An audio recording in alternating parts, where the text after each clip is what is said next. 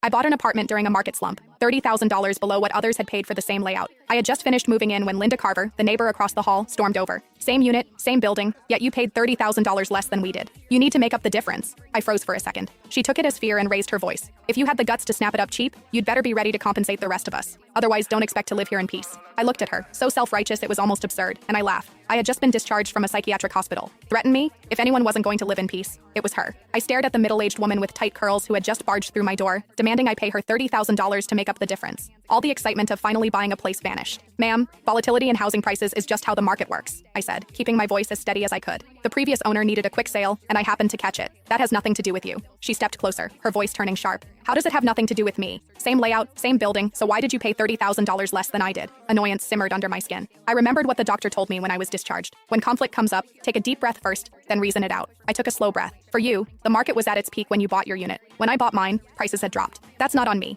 If we follow your logic, then if prices go up another $50,000 next year, are you going to pay me the difference? She planted her hands on her hips. Don't try to confuse me with all that nonsense. We live on the same floor. How can you feel okay taking advantage like that? My son's getting married soon. We need the money. You bought it cheap, so you make up the difference. If you don't fix this, don't expect to live here in peace. I let out a short laugh, irritation bubbling over before I could respond. She suddenly lunged toward my luggage, reaching straight for my bag. Where's the money? Hand it over. $30,000 and not a cent less. A flash of anger shot through me. How could someone be this unreasonable? I was just about to pull out my phone and dial 911. The moment she saw what I was doing, she spun around and headed back to her unit. As she left, she tossed over her shoulder. If you don't pay up, we'll see how long you last here. I gave a cold laugh and ignored her, shutting the door behind me. That afternoon, I went downstairs to Harper's Corner store to pick up some essentials. Denise Harper, the owner in her 50s, scanned me up and down before asking, "You just moved in? 6th floor?" I nodded. She glanced outside, then lowered her voice. "Linda Carver from 601 just posted in the resident group chat saying you bought the place to run some kind of shady business." I froze. "What?" She sighed. "You got that apartment cheap. Their family can't accept it." She pulled up the chat and showed me. The messages were filthy. Linda Carver. At everyone. What do you reckon the woman who just moved into the 6th floor does for a living? I've lived for over 50 years. I know how to read people. What decent young woman lives alone in a place that expensive? You all know what that means. Now that you say it, yeah, that's suspicious. Where would such a young girl get that kind of money? Those kinds of gigs out there pay fast. Don't let her ruin the atmosphere of this place. Heard she's not bad looking? That makes it even more likely. Anyone got her contact? Just curious? Haha,